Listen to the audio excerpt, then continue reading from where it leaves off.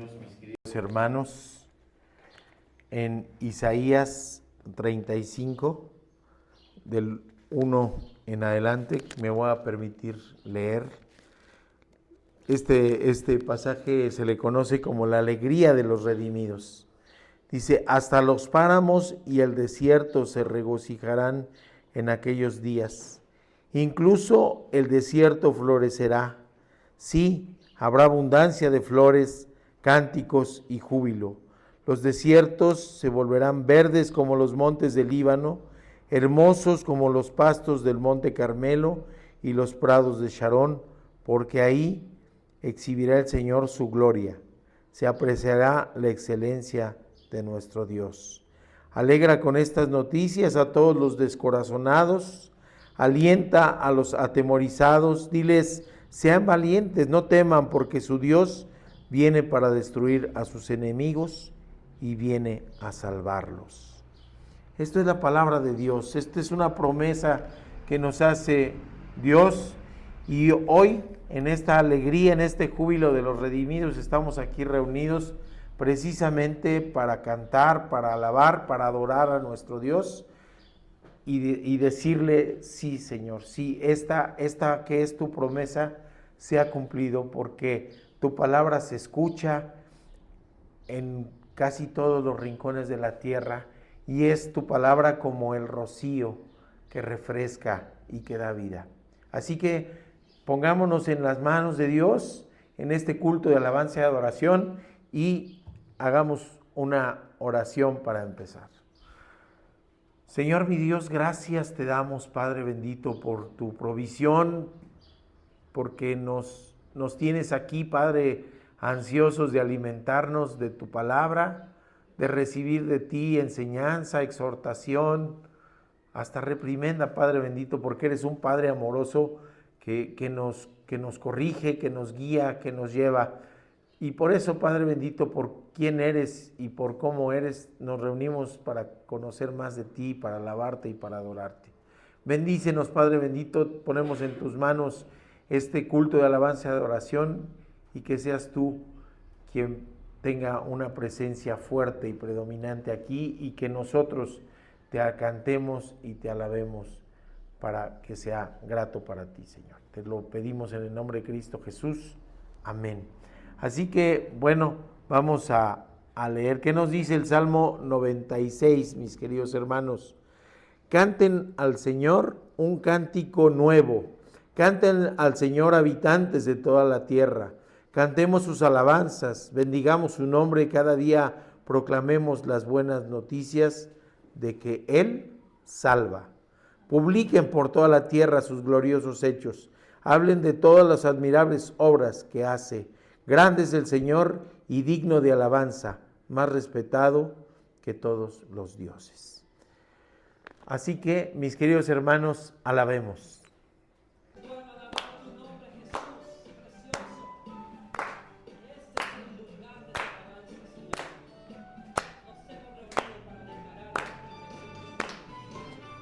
Alabar, oh Señor, tu nombre, darte gloria, honra y honor.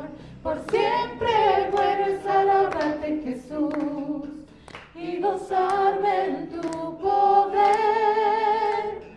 Bueno es alabar, oh Señor, tu nombre, darte gloria, honra y honor.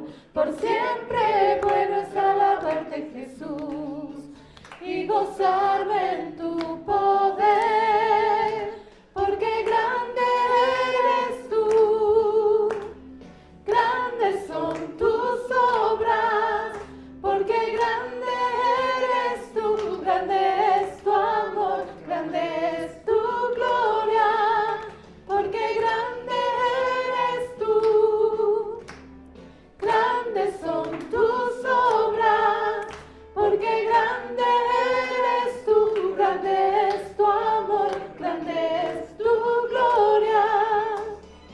Bueno es alabar, oh Señor, tu nombre, darte gloria, honra y honor. Por siempre bueno es alabarte, Jesús, y gozarme en tu poder. Bueno es alabar, oh Señor, tu nombre,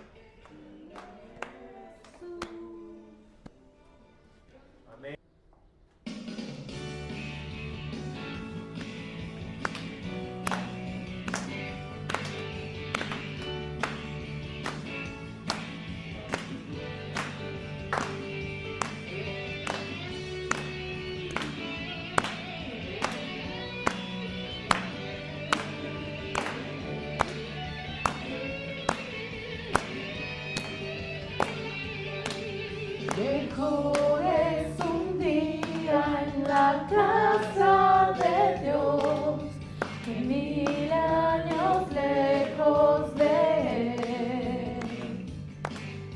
Prefiero un rincón en la casa de Dios que todo el palacio de un rey, que todo el palacio de un rey. Ven conmigo a la casa de Dios, celebraremos juntos su amor, daremos fiesta en honor de aquel que nos amó. Estando aquí en la casa de Dios, alegraremos su corazón, le brindaremos ofrendas de obediencia y amor. En la casa de Dios,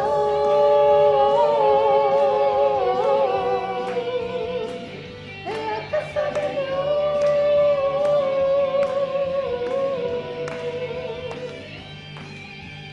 Arde mi alma, arde de amor por aquel que me dio la vida. Por eso le anhela mi corazón, anhela de su compañía, anhela de su compañía. Ven conmigo a la casa de Dios, celebraremos juntos su amor, haremos fiesta en honor de aquel que nos amó. Estando aquí en la casa de Dios, alegraremos su corazón, le brindaremos ofrendas de obediencia y amor.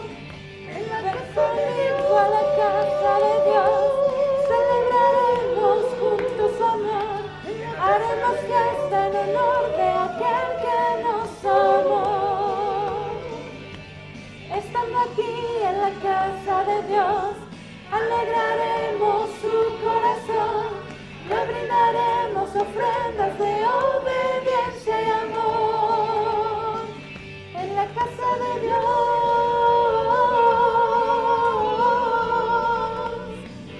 en la casa de Dios,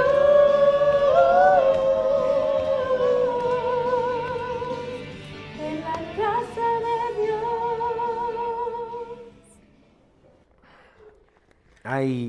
Ustedes saben, mis hermanos, que los salmos, pues los salmos son cánticos, ¿verdad? Así que hay muchos salmos que nos invitan a esto, a cantar, a alabar, a adorar a Dios. Ahora vamos a leer el Salmo 47, que dice: vengan todos y den palmadas de júbilo, griten triunfantes alabanzas al Señor, porque el Señor, el Altísimo, es imponente, es el gran Rey de toda la tierra. Él subyuga a las naciones ante nosotros, poniendo a nuestros enemigos bajo nuestros pies. Él escogió la tierra prometida como nuestra herencia, como es el orgullo de Jacob, a quien amó. Dios ha subido con potente clamor, con sonido de trompeta. Entonemos alabanzas a nuestro Dios, nuestro Rey, porque Dios es el Rey de toda la tierra. Alabémosle entonando un salmo. Así que alabemos, mis queridos hermanos.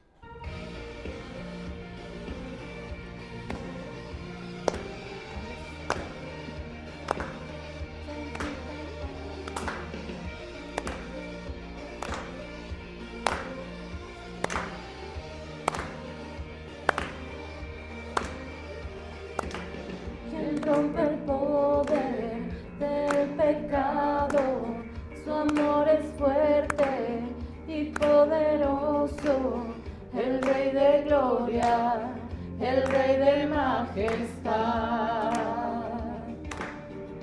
Mueve al mundo con su estruendo y nos asombra con maravillas, el Rey de gloria, el Rey de majestad. gracias sublime es, perfecto es tu amor, tomaste mi lugar, cargaste tú mi cruz, tu vida diste ahí, y ahora libre soy. Oh, Jesús, te adoro por lo que hiciste en mí.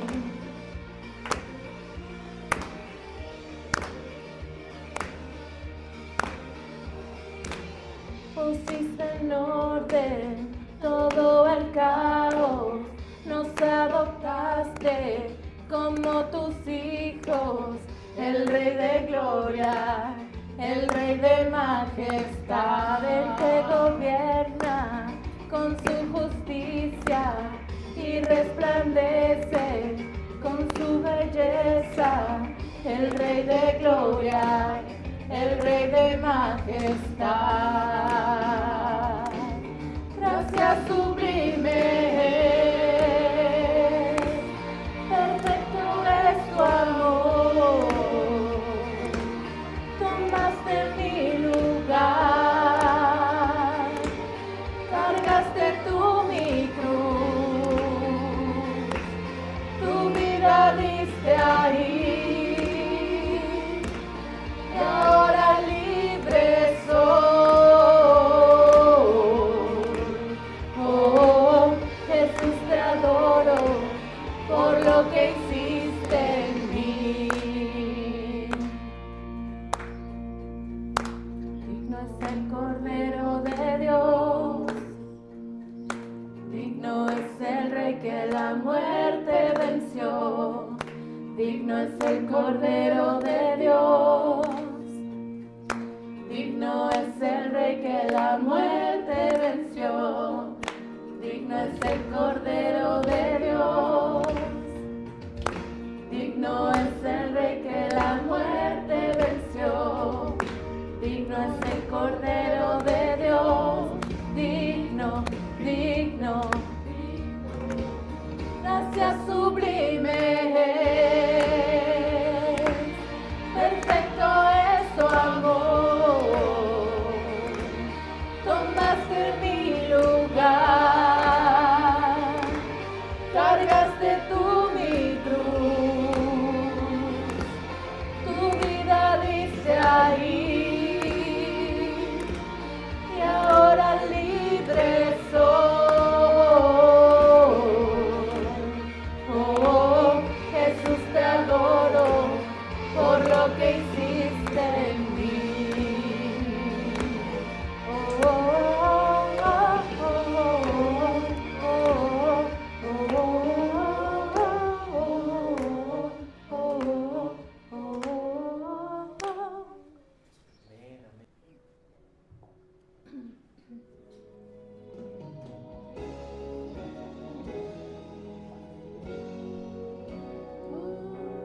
Quiero más de ti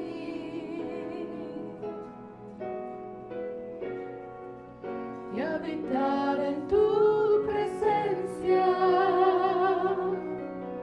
Mengua para que crezcas tú y cada día seré más como tú. A mi corazón quebranta mi vida, te entrego mi voluntad a ti. Todo lo que soy, Señor, todo cuanto tengo es tuyo. Yo quiero menguar para que crezcas tú.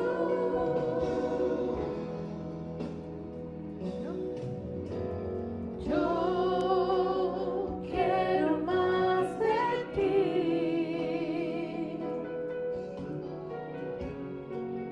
y habitar en tu presencia.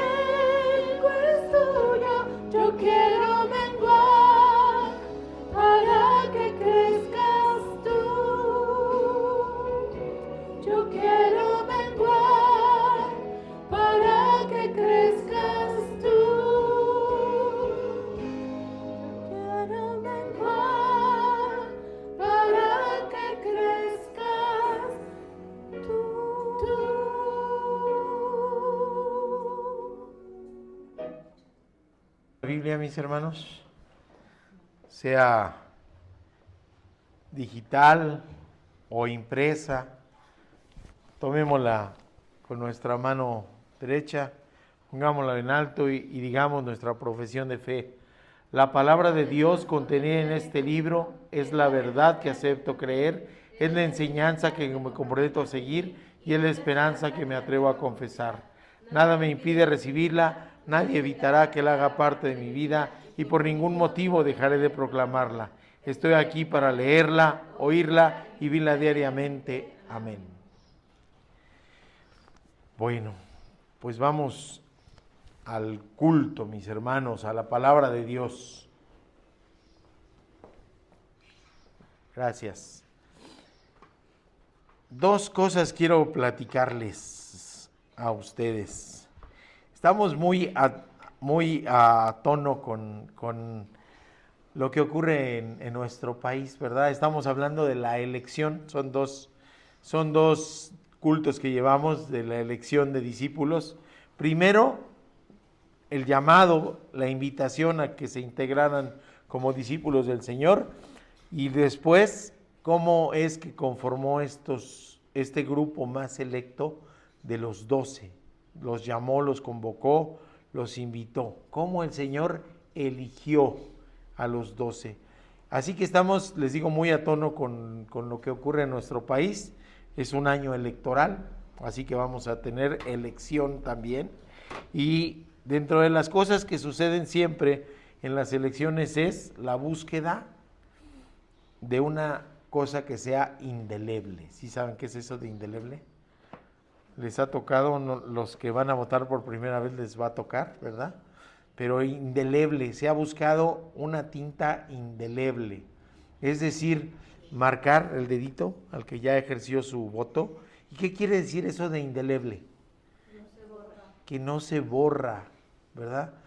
No sé ustedes, pero yo cuando una vez hicimos una prueba de la tinta antes de la elección, ¿sí? Antes de la elección, nos dio el Instituto Federal, en ese tiempo era IFE, no INE, una muestra y nos la pusimos en nuestro dedo y nos echamos vinagre, nos echamos limón, nos limpiamos con gasolina blanca, nos limpiamos con acetona y no se quitaba. Tardaba 2 o 3 días en quitarse, pero realmente pues no se quitaba, ¿sí? No se quitaba. Y lo que nos muestra esto, algo sucede, ¿verdad? Sí, es que no te alcanza. Ok. Entonces, bueno, vamos a ver, estamos probando. Ahí, ok, ¿se escucha mejor? Perfecto. Entonces, bueno, eso es ser indeleble. Pero también hay cosas indelebles en nuestra vida. Hay cosas o circunstancias que pueden dejar una huella que no se puede quitar. Hay memes, ¿verdad? Actualmente, Elí hoy mismo lo platicaba, que decía, cuando suceda tal cosa no diré nada, pero habrá señales, dicen, ¿verdad? Es muy común eso. Bueno, ¿qué creen? Nuestro encuentro con Cristo debe dejarnos una huella indeleble, ¿sí? Que no se pueda borrar. Y la otra cosa es que si de verdad hemos tenido un encuentro cercano con Jesús, hemos sido transformados. ¿Y qué creen? Eso también se nota. Eso también es indeleble. Cuando Jesús entra y habita en nuestro corazón como Rey, como Señor y Salvador, deja una huella indeleble.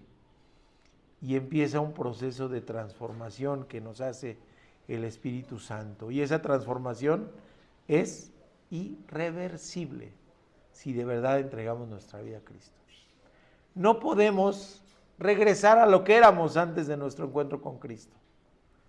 Porque si regresamos, es que probablemente nunca tuvimos esa entrega verdadera. No es que nos borre del libro de la vida y que ahora es salvo, ahora ya no, ahora es salvo, ahora ya no, como las intermitentes, ¿verdad?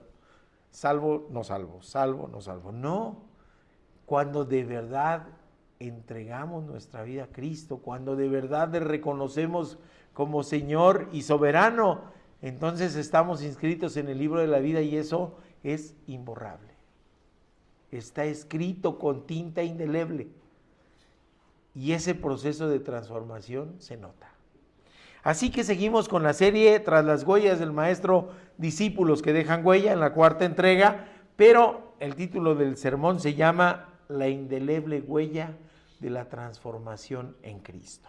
Y está fundamentado en Mateo 10, del 5 al 15, que nos dice así, si me permiten, voy a leerlo en la versión Reina Valera 60. Todas las citas, excepto una, está en Reina Valera 60, que ya les especificaré cuál. Dice Mateo 10, del 5 al 15, a estos 12 envió Jesús y les dio instrucciones diciendo, por camino de gentiles no vayáis, y en ciudades samaritanos no entréis, sino id antes a las ovejas perdidas de la casa de Israel. Y yendo, predicad diciendo, el reino de los cielos se ha acercado, sanad enfermos, limpiad leprosos, resucitad muertos, echad fuera demonios, de gracia recibisteis, dad de gracia. No os proveáis de oro, ni plata, ni cobre en vuestros cintos, ni de alforja para el camino, ni de 2 túnicas, ni de calzado, ni de bordón, porque el obrero es digno de su alimento. Mas en cualquier ciudad o aldea donde entres, informaos quién en ella sea digno, y pasad ahí hasta que salgáis, y al entrar en la casa saludarla, y si la casa fuera digna, vuestra paz vendrá sobre ella, mas si no fuera digna, vuestra paz se volverá a vosotros. Y si alguien no os recibiese ni oyere vuestras palabras, salid de aquella casa o ciudad y sacudid el polvo de vuestros pies. De cierto os digo que en el día del juicio será más tolerable el castigo para la tierra de Sodoma y de Gomorra que para aquella ciudad. Oremos. Padre bendito, gracias Señor por tu palabra hermosa.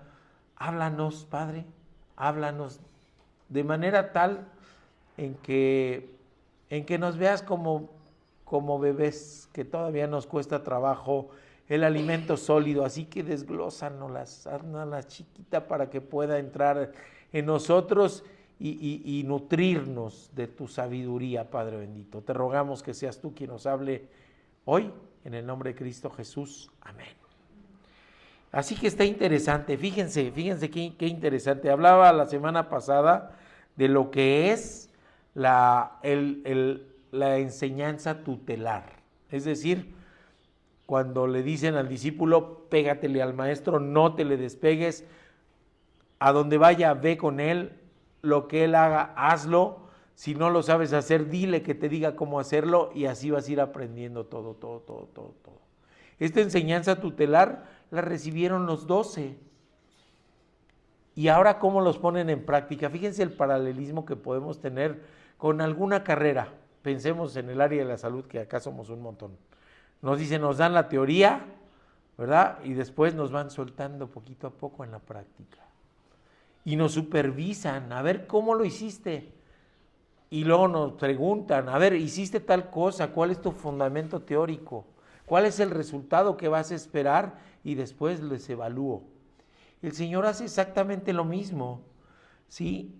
Y los manda para que pongan en práctica lo que de Él han visto, lo que de Él han aprendido, lo que con Él han vivido en este tiempo. Así que la primera enseñanza se llama el alcance inicial de la búsqueda de la transformación, y voy a hacer énfasis en los 2 primeros versículos de este pasaje. A estos 12 envió Jesús y les dio instrucciones, diciendo, por camino de gentiles no vayáis, y en ciudades samaritanos no entréis, sino id antes a las ovejas perdidas de la casa de Israel. Hay quien dice que este pasaje es discriminatorio, que la salvación es para el pueblo escogido, y no, hay que leerlo a detalle para saber qué nos quiere decir. Hay una estrategia del Señor. No mandó a los 70 que mandó después, no mandó a alguien que no haya recibido esa enseñanza tutelar, esa cercanía con Jesús. Mandó a estos 12 que más le habían aprendido, mandó a estos 12 que eran los que más habían compartido con él. Mandó a estos 12 para que replicaran el modelo que él había establecido, ir y predicar el evangelio. Ahorita hacemos más énfasis en esa palabra de predicar.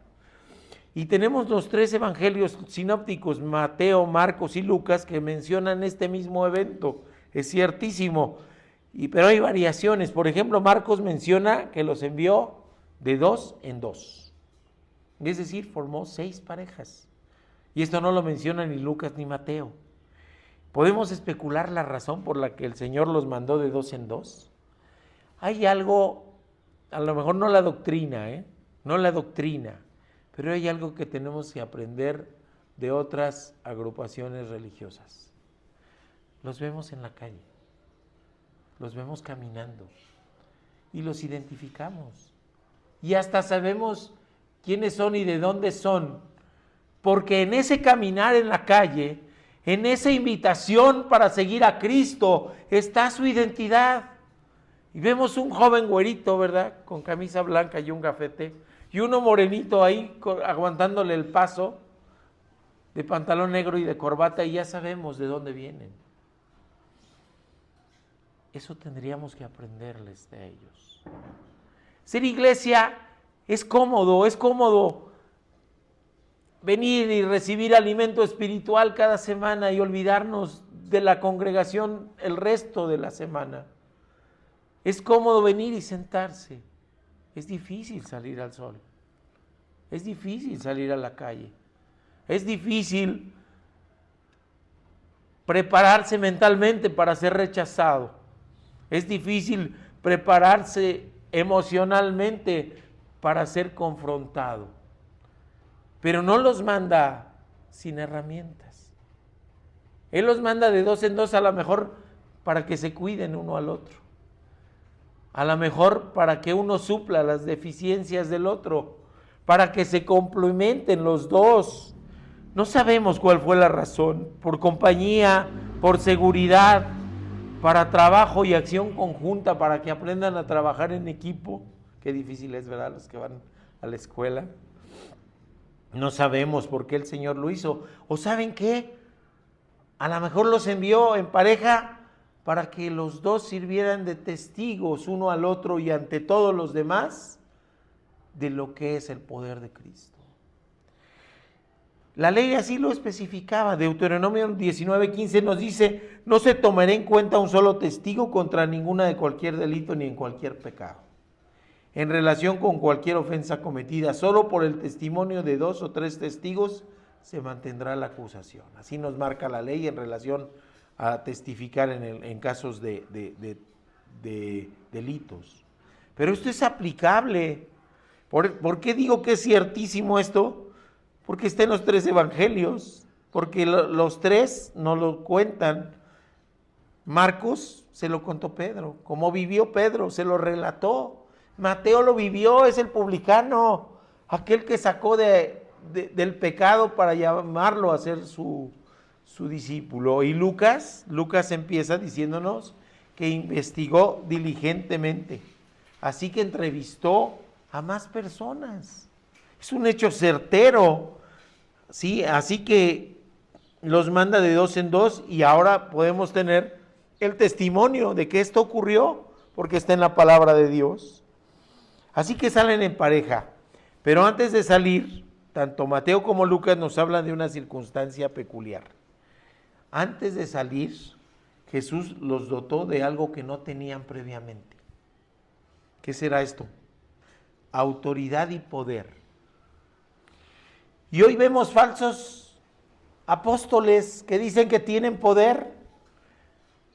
Hoy vemos falsos apóstoles que dicen curar enfermedades. Hoy vemos falsos apóstoles que dicen que tienen poder en su boca y que tienen una comunicación personal con Dios. Pero esos falsos apóstoles no tienen un testimonio como tienen ellos. No lo tienen. Y sus testimonios son de este mundo. No son de Dios obrando en ellos, sino de las ruindades de este mundo.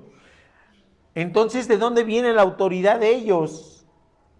¿De dónde viene el poder con el que los mandó? De Jesús mismo. Él es la fuente de autoridad y Él es la fuente de poder. Así que nadie puede decir, ni entonces ni ahora, que tiene poder en sí mismo, porque sería una blasfemia. ¿Qué nos dice Lucas, por ejemplo? Dice, habiendo reunido a sus 12 discípulos, les dio poder y autoridad. Fíjense, poder y autoridad sobre los demonios y para sanar enfermedades. Y ese ahí es bien importante, porque en la visión de aquel entonces no había enfermedades mentales, ¿verdad? Todos los que tenían esos tipos de trastornos eran endemoniados. Y aquí lo que nos dice que el Señor diferenciaba entre los males humanos y los espíritus inmundos. Y les da autoridad y les da poder. Marcos nos especifica que los envía de 2 en 2 y nos dice también, y les dio autoridad sobre los espíritus inmundos. Así que iban con esas herramientas, la autoridad y el poder emanados de Jesús, otorgados por Jesús y otorgados de una manera especial, peculiar. ¿Para qué iba a dar autoridad y poder el Señor? Para sanar, para estar sobre los espíritus inmundos. Esa autoridad y ese poder iba a ser para el extendimiento del reino. Cuando alguien en la actualidad dice que tiene autoridad y poder, y lo vemos en los hechos que actúa en contra del reino de Dios, podemos con certeza saber que esa autoridad y ese poder del que él dice no viene de Cristo. Y quizás venga de las tinieblas, porque en su actuar no están por el extendimiento de Dios. ¿Qué sucede cuando empieza, vamos a poner un ejemplo, las personas que venden las lechitas esas con un montón de lactobacilos, que no digo el nombre comercial acá, pero sí, ¿no las ven que andan con su carrito azul en la calle? Sí. Y después dice, ¿qué creen? Me ha ido muy bien. Necesito que alguien me ayude para abarcar más calles de esta misma colonia. Y los llama y les dice, mira, aquí está tu carrito, te capacito y ahora ve tú. Y el producto empieza a crecer. El Señor era conocido en Galilea. El Señor había sanado personas enfermas, había dado el caminar a los cojos, le había dado el oído y el habla a los sordomudos, les había dado la vista a los ciegos y había expulsado espíritus inmundos. Y eso, pues se corre la voz. El Señor sabe que tiene que poner esta estrategia para expandir el conocimiento del reino de Dios y para que también más gente reciba de la palabra y reciba de las señales de que Jesús está aquí. Y les pone una limitante, fíjense. Además el Señor sabe que su ministerio terrenal tiene un momento en que se va a terminar. Y sabe también que no es lejano. Y sabe también que la predicación del reino tiene que estar a cargo de estos hombres. Así que los manda en el entrenamiento y les dice, ve y ya veremos qué evalúa. Y les pone 2 limitantes, fíjense. Una limitante geográfica y demográfica además. Más bien son 2, sí, ¿verdad? Por camino de gentiles no vayáis y en ciudades samaritanos no entráis, dice la limitante. Y es cuando dice, no, es que, ¿cómo creen? O sea, el pueblo de Dios es Israel, nada más es Israel, los demás no, los rechaza. Pero no, las limitantes tienen su limitante, que es de tiempo y es de circunstancia. Cuando les dice, sino id antes a las ovejas perdidas de la casa de Israel. Es decir, primero vamos a las ovejas perdidas de la casa de Israel y después a todos los demás, después a los gentiles, después a los samaritanos. Y en los hechos él lo hizo, habló con la mujer samaritana. puso ejemplos, poniendo a los samaritanos exaltados frente a los judíos que los odiaban, el buen samaritano. ¿Sí? En los Hechos él predicó a los gadarenos, aquellos que tenían cerdos que no eran del pueblo de Dios. En los Hechos él buscó que su reino fuera para todos, pero les dijo primero los del pueblo de Israel, no gentiles, no samaritanos. Así que los manda primero ahí. ¿Por qué odiaban a los samaritanos? Déjenme decirles que eso se remonta alrededor del año 722 antes de Cristo. Los lleva al exilio a Siria, se lleva a miles de las 10 tribus de Israel que quedaron en el norte. Y para que no quedara despoblada esa tierra, trajo gentiles, trajo extranjeros a que la poblaran. Eso eran los samaritanos. Y al llegar ahí hubo un sincretismo. ¿Si alguien sabe qué quiere decir eso del sincretismo?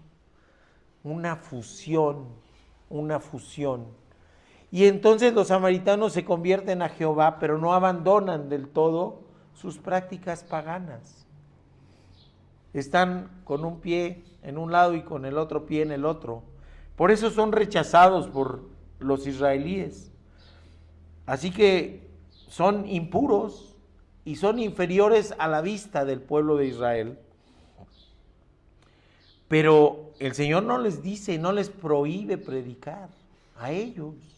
El Señor lo que dice es primero a las ovejas perdidas de la casa de Israel. Dios no discrimina, en su plan nos va marcando ritmos, nos va marcando tiempos, nos va marcando pasos, nos va marcando hacia dónde quiere que vaya Él. Así que no es una instrucción prohibitiva absoluta, ¿no? Y después, ¿cómo ve a su pueblo? ¿Cómo lo está viendo Jesús? Usa el término ovejas, justo como lo explica el Evangelio de Juan al inicio del capítulo 10. Si ustedes leen el Evangelio de Juan en el capítulo 10, nos habla de eso. Él se concibe como el pastor del redil y las ovejas. Así que las ovejas es su pueblo. O como el mismo Evangelio de Mateo en versículos previos dice, al ver las multitudes tuvo compasión de ellas porque estaban desamparadas y dispersas como ovejas que no tienen pastor. Está hablando de su propio pueblo, Está hablando de su propio pueblo. Así que se refiere a su pueblo como ovejas perdidas, extraviadas desde el punto de vista espiritual, viviendo una religiosidad hueca. ¿Sí tenían dirigentes religiosos? Sí. Sí, estaban los fariseos, estaba el otro partido que son los saduceos, pero ¿qué había en ellos? Una religiosidad hueca. Estaban con legalismo, estaban con tradicionalismo y estaban con esa religiosidad. Había que cumplir los rituales y la misericordia y la piedad excluidas. Así que los ve perdidos. Sí, los ve perdidos porque la religiosidad no salva, porque el legalismo y el tradicionalismo no salvan, excluyen. ¿Y sabe quiénes son los principales excluidos? Los que se sienten seguros. Los fariseos se sentían seguros de la salvación porque decían, pues nosotros somos descendientes de Abraham y además cumplimos la ley al pie de la letra. ¿Sí? Cumplimos la ley y la hacemos cumplir, por lo tanto, nosotros somos los salvos. Y se dan cuenta que cuando una persona es dominada por su vanidad, es una oveja perdida. Cuando una persona no le da la gloria a Dios, es una oveja perdida. Cuando una persona piensa que por sus fuerzas y por su esfuerzo es que tiene lo que tiene, es una oveja perdida, porque no le da la gloria y la honra a Dios, porque no tiene la humildad de decir que todo lo que tiene es por gracia y lo que dice es que me lo merezco. Y es una oveja perdida que se adora más a sí misma que lo que adora a Dios. Y así los ve Jesús. Eso es lo que ocurre. Están los fariseos con una serie de leyes absurdas y los saduceos con algunas diferencias, pero igual, y los escribas que decían eso, que era la transcripción exacta de la palabra de Dios, pero sin tener la sustancia, como cuando le sacamos el juguito, el zumo, ¿verdad? La parte nutritiva a una frutita o a algo, ¿verdad? La sustancia nutritiva de la palabra de Dios es la misericordia, la piedad y el amor. Todo lo demás es religiosidad hueca. Por eso el Señor los manda, porque necesitan ejercitar su piedad, ejercitar su misericordia y ejercitar su amor. No los manda a visitar reyes, no los manda a visitar embajadores, no los manda a visitar a aquellos que en la soberbia se sienten salvos por sí mismos.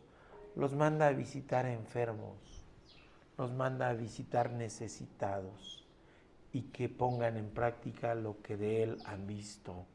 Así que esa gente soberbia que siente que no necesita a Dios, ameritaban ser sacudidos para regresar verdaderamente a Dios. Por eso estaban sin pastor, porque no reconocían que el divino pastor estaba caminando entre ellos. Porque aquel que les había llamado y que como heraldo había caminado antes que Jesús, le habían decapitado, porque sus palabras les confrontaban consigo mismo. Entonces prefirieron matar a Juan el Bautista y planeaban hacer lo mismo con el Señor. Así que estaban, sí, como ovejas sin pastor. Y cuando alguien dice que en la actualidad el pueblo de Israel es el pueblo elegido, podemos ver que están así, como ovejas sin pastor, porque el pastor vino y le rechazaron. Y están extraviados, y necesitan regresar y voltear su rostro a Jesús. Los hijos de Abraham en la fe somos quienes hemos creído en Jesús. Y después, ¿qué viene? Fíjense algo interesante, la segunda enseñanza, el camino de la transformación. Mateo 7 y 8 nos dice, y yendo, predicad diciendo, el reino de los cielos se ha acercado. Sanad enfermos, limpiad leprosos, resucitad muertos y echar fuera demonios. De gracia recibiste, de gracia dad. ¿Y qué es lo que vemos, mis queridos hermanos? ¿Qué es lo que vemos ahora? Falsos apóstoles y falsos predicadores que dicen, demonio del COVID, yo te reprendo, yo te anulo, yo te declaro que estás amarrado y ya no puedes hacer nada. Y lo mismo dicen, demonio de la pobreza, demonio de esto, demonio del otro. Y no sé a quién predican, porque la palabra que más dicen es demonio. ¿Sí? No sé a quién predican. Así que tenemos que analizar que esto fue dado en un contexto específico, en una cosmovisión específica, cuando decían, no hay enfermos mentales, todos son endemoniados. Cuando decían, si tú padeces alguna enfermedad física, es que tú o tus padres pecaron, ¿se acuerdan? Así que era un contexto específico. Ahí los mandó en ese contexto específico, pero también lo podemos traer en la actualidad. Y no nos vamos a poner a reprender a un espíritu inmundo de cada enfermedad, no acabaríamos, ¿verdad?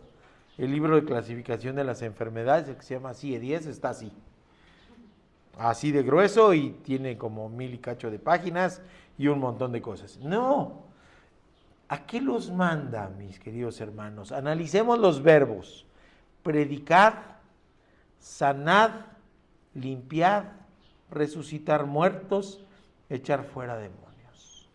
Analicemos los verbos. Lo que el Señor quiere es que con la predicación de su palabra la gente sea transformada, la gente sea cambiada, que aquellos que están enfermos del alma, que aquellos que están enfermos del espíritu, que aquellos que viven en medio de la maldad y la oscuridad, sean sanados. Que aquellos que son rechazados, que aquellos que son impuros, considerados por la sociedad, sean limpiados. que aquellos que están muertos espiritualmente sean resucitados a la vida en Cristo Jesús. Que aquellos que son esclavos del pecado, que aquellos que son esclavos de las diferentes cosas, que son sus demonios, que se los están carcomiendo, puedan sacar esos demonios y no por el poder y la autoridad humana, sino por el poder y la autoridad de Cristo Jesús. Y les dice, yendo, que quiere decir mientras vas caminando en la tierra, ve predicando el evangelio. Mientras vives, mientras comes, mientras vas en el transporte, que sea tu manera de conducirte, tu manera de ser, que tengas la palabra del evangelio tan a flor de los labios como a veces tenemos las injurias y las groserías, ¿sí? Que dicen, ay, es que no la pude controlar, se salió solita. Pues que salga solito el evangelio de Dios, que la predicación del evangelio sea algo tan natural que mientras vivamos de esa manera, predicando el evangelio. Predicar es hacer público, predicar es hacer patente algo, predicar es persuadir a la gente de error, es exhortarlos, es difundir, es anunciar, es pregonar. Esa es la primera y la más importante orden que les da el Señor. Sí, expulsen demonios, controlen los espíritus inmundos, resuciten muertos, pero lo primero es predicar el evangelio. Así que ese es y es vigente y es actual, así tal cual, esa sí la tomamos tal cual, y así como a ellos fueron exhortados a predicar, así mismo nosotros debemos de sentir esa exhortación de Cristo para que prediquemos mientras vamos, esa sí la tomamos tal cual. Sanad, ¿qué es sanad? Es buscar o recuperar la salud, fortalecer, mejorar, recuperarse. Y bueno, entonces ese concepto de salud y enfermedad tenía que ver con eso. Para que alguien sanara necesitaba voltear sus ojos a Cristo. Hoy hay enfermedades físicas, lo sabemos. ¿Tiene poder sobre ellas Jesús? Sí. Tenemos milagros. En el momento de oración platicamos de milagros. Tenemos suma de milagros cuando vemos cosas que no son explicables y que se van imbricando un milagro más otro milagro más otro milagro en una misma persona, y que solamente lo puede ver quien tiene los ojos en Cristo, porque dice uno, eso no es casualidad, es que Dios tiene un plan y Dios lo desarrolla conforme a su voluntad. Eso es lo que tenemos. Así que nos habla a orar, nos habla a tener una oración de intercesión, nos habla a poner en sus manos, en su control, las enfermedades también, pero la autoridad y el poder es de Él. Cuando alguien enfermaba en aquel tiempo, podemos pensar en alguien ciego de nacimiento, como el que nos dice la palabra y que le preguntaron, ¿quién pecó, tú o tus padres? Pueden saber que aparte del problema de la vista, había remordimiento y había desesperanza en su corazón. La sanidad no solo es corporal, hermanos, la sanidad no es corporal. Es la sanidad que nos llama ahora con la predicación del evangelio, es a la sanidad espiritual, a que a través de hablarle a la gente de Cristo, la gente sepa que hay esperanza, la gente sepa que tenemos un Dios fiel en quien confiar y exhortarlos a que depositen la fe en exclusividad a Él. Eso es actual. Limpiar, nos dice también, limpiar no era solamente, como dicen, ¿verdad?, pasar el trapito por encima, por donde los ojos de la suegra alcancen a ver. Dicen así, ¿verdad? No, limpiar es purificar. Limpiar es hacer aceptable a lo impuro. Limpiar es transformar. En aquel tiempo, las personas que padecían de problemas de la piel, hay muchos problemas, pero cuando eran crónicos, cuando se limpiaba la ropa, se limpiaba donde se sentaban, se limpiaban con algunas cremas su cuerpo, y después de cierto tiempo no sanaban, los excluían. Se consideraba a todos leprosos. Todos son leprosos, órale. Vámonos. Fuera de la sociedad, no podían trabajar, no podían adquirir nada para comer, no podían vivir en la misma ciudad, eran excluidos completamente. ¿Y qué pasaba cuando ellos eran limpiados y purificados? Se podían reintegrar a su familia, porque ni su familia los aceptaba, a su familia, a su sociedad, a su trabajo.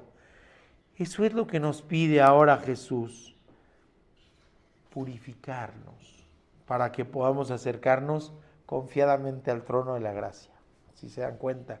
Lucas 17 del 14 al 15 dice, cuando él los vio, a los 10 leprosos, les dijo, id, mostraos a los sacerdotes, es decir, miren, ya soy limpio. Y aconteció que mientras iban fueron limpiados. Entonces uno de ellos, viendo que había sido sanado, volvió, glorificando a Dios a gran voz. Solo uno volvió. Y nos dice Lucas, y era samaritano. Fíjense, qué interesante. Solo uno volvió. Y así sucede. Dice, mientras iban, vayan con los sacerdotes. Y empezaron la marcha y mientras iban caminando se iban limpiando. Pero solo uno regresó a dar la gloria a Dios. Los otros no sabemos qué pasó con ellos. Luego dice, echad fuera demonios, es una orden continua.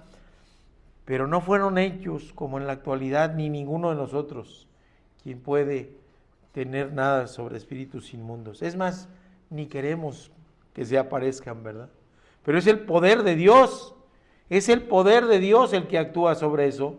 Y otra vez menciono, vemos falsos apóstoles tumbando gente, expulsando demonios, exorcizando. ¿Sí? Vemos la falsedad de esto. Por eso el Señor pone esa última clausulita. De gracia recibisteis, de gracia dad. Y en esas falsas doctrinas vemos que no es de gracia lo que ellos hacen, ¿verdad? Ni de gracia esperan otra cosa. Al contrario, siembra, echa tu semilla, deposita, de ese tamaño es tu fe, de lo que estás echando en el alfolí. Y ponen su énfasis precisamente en las cosas materiales. Y entonces vemos que no vienen de Cristo, porque Cristo sí nos dice, de gracia recibiste, de gracia dad.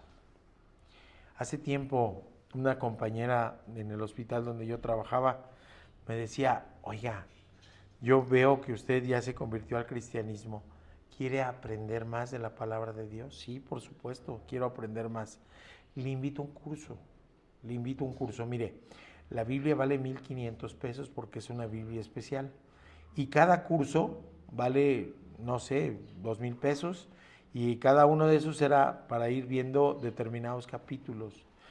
Total que para estudiar el puritito libro de Génesis eran como 25,000 pesos. Y entonces dice, ¿de gracia recibiste, de gracia dad? No, por eso tenemos que hacerlo gratuito, ¿no? Gratuito, por supuesto. El camino de la transformación y la voluntad soberana de Dios implica la locura de la predicación, y también dice, el obrero come de su trabajo, es decir, los manda de una manera peculiar que voy a extenderme un poquito más, pero les manda a confiar en Dios y en poner su provisión en las manos de Dios. Pablo en 1 Corintios 1:21 dice, ya que Dios era en su sabio designio, esta es la cita de la Nueva Versión Internacional, la repito, y 1 Corintios 1:21, ya que Dios en su sabio designio dispuso que el mundo no le conociera mediante la sabiduría humana, tuvo a bien salvar mediante la locura de la predicación a los que creen. Ahí está el tema, la locura de la predicación. El Señor confía, Él siendo perfecto, en vasos de barro, en vasos frágiles, en vasos que podemos fallar.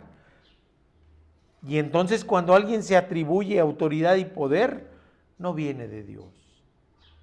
Porque hoy Cristo es el que salva, Cristo es quien limpia, Cristo es el que transforma, Cristo es el que no deja entrar espíritus inmundos en sus hijos, es quien exhorta a los discípulos a salir a predicar hoy y es quien nos exhorta a nosotros a hacer lo mismo. y además hacerlo por gracia, como un regalo, como de gracia recibimos. ¿Y qué hemos recibido de Dios? Todo. Para empezar y para terminar, la salvación. Así que ya. Y nos vamos a la última parte, porque el Señor no quiere autómatas, el Señor quiere gente que decida. Y fíjense qué interesante, retomamos esto y por eso vemos que los conceptos calvinistas de predestinados están equivocados. Acá no dijo solamente predicar a los hijos de Israel, acá no dijo que había naciones que estaban predestinadas a perderse, dijo primero a los hijos de Israel y después vamos con aquellos, ¿sí? Los gentiles. Pero sí nos pide, y aquí nos dice, que alguien tiene la opción de decidir. Nos dice Mateo 10 del 9 al 15, no proveeráis de oro, ni plata, ni cobre en nuestros cintos, ni de alforja para el camino, ni de 2 túnicas, ni de calzado, ni de bordón, porque el obrero es digno de su alimento, nos dice ahí. ¿Ok? El obrero es digno de su alimento. Ellos iban como predicadores, la gente les da alimento, la gente le da agua y le da alojamiento. Pero lo que les está diciendo es, confía en Dios, en tu provisión, confía en Dios. Oiga, es que no los mandó tan lejos, nada más los mandó aquí al pueblo de Israel. No iban a Samaria, no iban a Grecia. A lo mejor si los manda lejos, sí les dice, oiga, llévense un morralito y se llevan su frutita ahí, se llevan su agüita, se llevan sus sandwichitos, ¿verdad? O se llevan, no les digo, llévense 2 calzados por si uno se les moja, tengan que cambiarse, llévense chamarra porque a lo mejor les llueve, ¿sí? No les dijo nada de esto, les dijo así tal cual como van, ni alforja para el camino, ni 2 túnicas, ni calzado, ni bordón, ¿sí? Nada. Prácticamente no lleves nada. Pero ¿a poco iban con las manos vacías? ¿Qué llevaban? La autoridad y el poder de Cristo. ¿Qué necesitamos más si tenemos esto? Si tenemos a Cristo, ¿qué más necesitamos?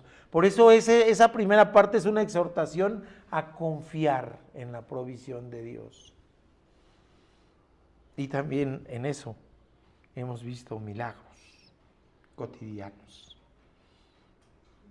Y yo ¿de dónde? No sé. Pero dice la palabra de Dios que no hay justo que mendiga pan, ni su descendencia tampoco. Y el Señor es fiel. Así que confiemos en Dios para la provisión. Mas dice, mas en cualquier ciudad o aldea donde entréis, informaos quién de ellas sea digno, y posad ahí hasta que salgáis. Ay, ¿y qué nos dice la palabra de Dios? No hay justo ni aun uno, no hay ni uno digno. Pero entonces, ¿cómo está ese concepto de dignidad? Bueno, comparemos. Sí, comparemos. Habrá quien tenga una manera de vivir más cercana a cómo es la voluntad de Dios. Entonces ese es el que es digno. A Él buscáis. Hemos tenido hermanos que vienen de otros estados y ¿a quién llegan? Llegan a buscar a los hermanos en la fe y luego no nos conocemos, ¿verdad? Pero ya estamos hermanados en la fe en Cristo Jesús. Nos venimos a conocer en la congregación, pero estamos hermanados en Cristo Jesús. Es lo que le está diciendo, busca a los que tengan fe en Cristo Jesús. Vuestra paz vendrá sobre ellas, mas si no fuera digno, vuestra paz se volverá a vosotros, dice él. Es decir, no les va a dejar nada el Señor, ¿sí? Si no viven conforme a la voluntad de Dios. Me imagino la paz así como si fuera una maleta, ¿no? Aquí te dejo mi paz. No eres digno, entonces agarro mi maletita y me la llevo. Pero no es eso, es que nos da la posibilidad de escoger. Hay gente que quiere vivir conforme a la voluntad de Dios y hay gente que quiere vivir conforme a la voluntad del mundo, a sus propias concupiscencias. Y es en ellas, en esos deseos malsanos, en donde no encuentra paz, en donde no hay paz. Y vemos pleitos entre pandillas, por ejemplo. Vemos pleitos entre gente que vive de una manera fea. Veía yo un video de un pobre chico de 15 años que fue masacrado por sus compañeros de banda porque se estaban disputando una motocicleta. Y ya tenía 15 años y él subía a sus redes sus fotos armado, sus fotos manejando autos de lujo, sus fotos presumiendo dinero, y no encontró paz en su alma, ni encontró lo que él buscaba, que era integrarse a más personas en su vida, y terminó masacrado en las calles de la Ciudad de México a balazos. 15 años, mis hermanos. Es terrible. Dice, la paz se volverá a nosotros. Y luego nos dice el Señor, si alguno no lo recibiere ni oyere vuestras palabras, salid de aquella casa y sacudid el polvo de vuestros pies. Ni siquiera te traigas la tierrita que se te pegó en el guarache, dice ahí. Traducido al Mexican English, ¿no? Ni siquiera te traigas la tierrita que se te pegó en el guarache. Ni eso merecen. ¿Pero por qué? ¿Por qué? Pues porque rechazaron la palabra, porque rechazaron, dice, no os recibiere ni oyere vuestras palabras. Rechazan a Jesús. Rechazan a Jesús, y no tenemos un Dios vengativo, sino un Dios justo. Entonces, ¿quién es el salvo? El que acepta a Cristo. ¿Quién es no salvo? Quien no acepta a Cristo. Y eso nos duele. Nos duele cuando pensamos en gente cercana, nos duele cuando pensamos en gente que queremos, nos duele cuando pensamos que sería hermoso pasar una eternidad con Dios, pero también con esa persona y con nosotros. Y entonces eso es lo que nos está pidiendo. Confiar en Dios, en la provisión de Dios, en la fidelidad de Dios, no confiar en las fuerzas humanas. Dependemos de Cristo y que la fe la depositemos en Él. Y entonces todo lo demás vendrá por añadidura. Les está invitando a confiar a ellos. Van a hacer un trabajo para el Señor y la provisión de Dios se expresará ahí. Somos poquitos aquí en esta congregación y vemos que estamos financieramente sanos. Y no es por nadie de nosotros. Es por la provisión de Dios. Porque el Señor nos dice, oye, ve, ahí está la bendición de Dios. No podemos negar, no podemos cerrar los ojos de que la bendición de Dios está expresándose en esta comunidad, porque nos provee a pesar de que nosotros fallamos en nuestra fidelidad a su palabra. Así que Él está diciendo, confiad en mí, van a tener cobijo, van a tener alimento, van a tener para vivir, pero confiad en mí, en confiar en que la bendición de Dios llegará a través de esas personas. ¿Se acuerdan de una anécdota que el Paz nos contaba de una mujer que no tenía para echarse un bocado a su boca, y algunos maldosos le empezaron a aventar trozos de pan a través de la ventana para molestarla? Y ella, lejos de molestarse, le dio gracias a Dios porque ya tenía esos trozos de pan para llevárselos a la boca. Porque las personas pueden ser utilizadas por Dios para bendición nuestra. A veces hasta ni cuenta se dan de que así sucede. Pero sí, nos compartía una de nuestras hermanitas, ¿verdad?, que les habían dejado sin trabajo a sus familiares, y a lo mejor era una bendición de Dios disfrazada, como dice el libro. Bendiciones en disfraz, sí, pues ya no tanto cansancio y la posibilidad de aceptar un empleo mejor que el Señor ya había visto. Nosotros no, y por eso luego nos angustiamos, ¿verdad? Pero Él sí. Entonces, ¿a qué nos llama el Señor? A ser sanados, a ser restaurados, a ser reconstruidos, a ser reconstituidos. Y solo hay una posibilidad: aceptar a Cristo. O lo rechazan. Y entonces sí se sufren las consecuencias del pecado y serán borrados de la faz de la tierra, como fue Sodoma y Gomorra. Así que estar alejados de Dios nos hace compartir el mismo destino que Sodoma y de Gomorra. Cayó fuego y azufre hay si no aceptamos a Cristo Jesús. Es el mismo destino. Así que, mis hermanos, vamos a concluir hoy Conocemos a través de su palabra, la Biblia, un panorama más amplio de lo que conocían ellos. Cuando les dijo vayan a predicar, no sabían que se iba a escribir el Nuevo Testamento y lo que iba a pasar después. Pero se movieron por fe. Hoy conocemos que Jesús vino, vivió y murió por nosotros y hoy nos exhorta a continuar a través de la locura de la predicación y trabajar en la extensión de su reino. Hoy nos pide salir y predicar, hablar de su inmenso poder transformador y compartir vida. Y hoy más que nunca nos invita a ser iglesia, a salir. Aceptemos el desafío como aquellos hombres lo hicieron. Aceptemos el discipulado y el compartir. Una transformación en Cristo deja huella indeleble. No se puede borrar en nuestra vida. Y por último, vamos a hablar, esto sí hasta les va a gustar a los chavos, de la transformación. Como dice ese personaje, ¿verdad? Como dice la chaviza.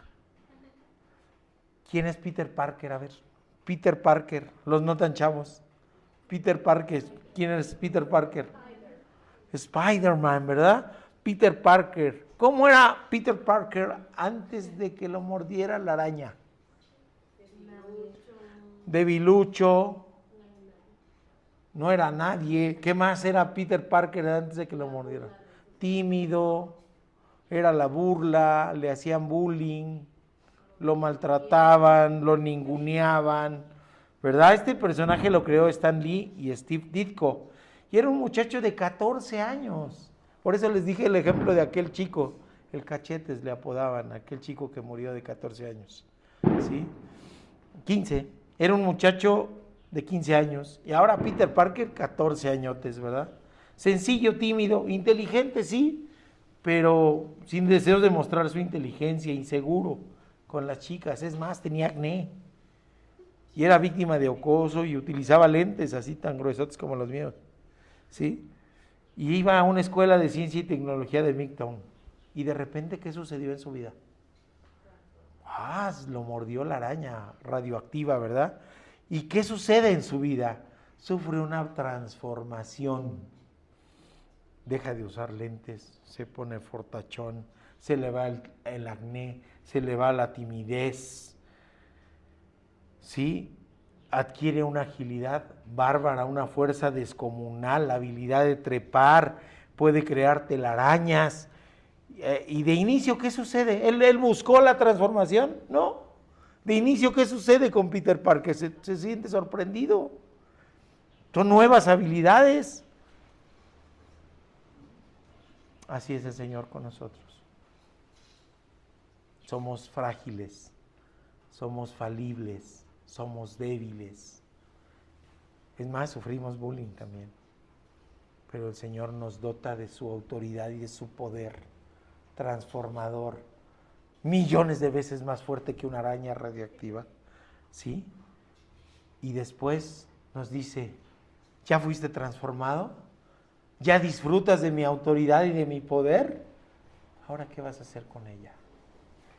Peter Parker no sabía qué hacer con estas nuevas habilidades, ¿sí?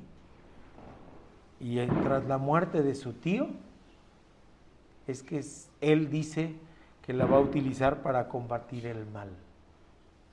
Hermanos, ¿hemos creído en Cristo? Nos dota de autoridad y de poder para predicar de su palabra. ¿Qué vamos a hacer con nuestro poder transformador? Peter Parker se pudo haber quedado tranquilo en su casa sin influir en el mundo. Nosotros podemos quedarnos tranquilos en nuestra casa sin influir en el mundo. ¿Qué vamos a hacer con la autoridad y el poder que emanan de Cristo? Usémoslo para transformar el mundo. Y la verdadera transformación que deja una huella indeleble en la vida de las personas es Cristo en el corazón. Así que oremos, mis hermanos. Padre bendito, Señor, mi Dios, gracias te damos, Señor. Gracias porque tuyo es el poder y la gloria, Señor. Tuya es la autoridad.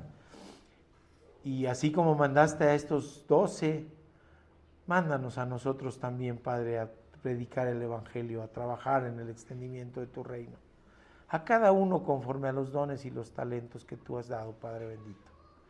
Gracias te doy por mis hermanos y hermanas que están aquí, en este salón que se transforma en tu casa, en la casa de Dios, y también por aquellos que nos verán por internet. La exhortación es para todos, Padre bendito, para todos. ¿Qué vamos a hacer con esto que tú por gracia nos has entregado? La salvación, la vida eterna, y autoridad y poder para poder predicar de tu evangelio, Padre bendito. Pon en nuestro corazón la necesidad de tu palabra como si fuese el agua, como si fuese el alimento cotidiano, Padre bendito, y exhórtanos también a dar por gracia.